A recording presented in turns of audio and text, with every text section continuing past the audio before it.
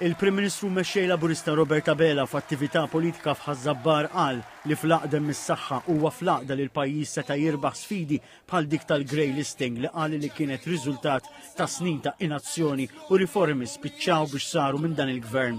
Dr. Abela qal li barra minn Malta dakinhar mar mhux biex iwaħħal f'xi ħadd jew jipponta swaba, iżda mar biex juri kemm Malta imxiet il quddiem u kemm għamlet riformi kbar u biex jassigura li Malta tkun trattata daqs ħaddieħor. Dr. Abela qal li dakinhar sab kap tal-Oppożizzjoni li lejliet id-deċiżjoni dwar il-Grey List minflok għamel bħalu u għen lil pajjiż bat itira lil min kien se jiddeċiedi Malta tibqax fil-lista l-griża. Dan għamlu kompla jgħid Dr. Abela biex ifixkel lil Malta. Tfixkil li qal li l-poplu m'għandux jinsa. Kompla jgħid iżda li dakinhar rebħet Malta u l-għaqda tal-professjonisti tal-ħaddiema taċ-ċivil u oħrajn li ħadmu biex Malta ma tibqax fil-lista tal-FATF.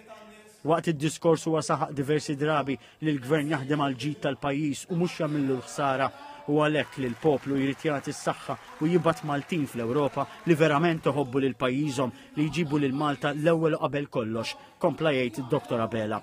Tkellem ukoll dwar l-establishment u qal li l-establishment huwa min in-naħa t'isfel tal-pajjiż għalih kien biss tajjeb għal miżbliet fejn establishment teffa l-power station li taħdem bil-heavy fuel oil, ċmini li tfaw trap iswed u impjanta riċiklaġġ li kien irejjaħ. L-istess establishment kompla jgħid Dr. Abela li l-poplu nneħħa mill-poter. Il-Prim Ministru qal li ġejjin aktar aħbarijiet sbieħ fil-qasam soċjali u għamilha ċara li kull ma kien imwiegħed fil-budget se jitwettaq fosthom iċ-ċekkijiet li fissru 130 miljun fil-bwiet tal-ħaddiema f'temp ta' 7 snin minkejja kritika li qal illi qed issir. Elezzjoni u le, iċċekk il-poplu dejjem irċevih, għal Dr. Abela, saħaq li kuntrarju ta' dan mal-Partit Nazzjonalista il-poplu kien jirċievi kontijiet ola għax dan jemmen fl-austerità.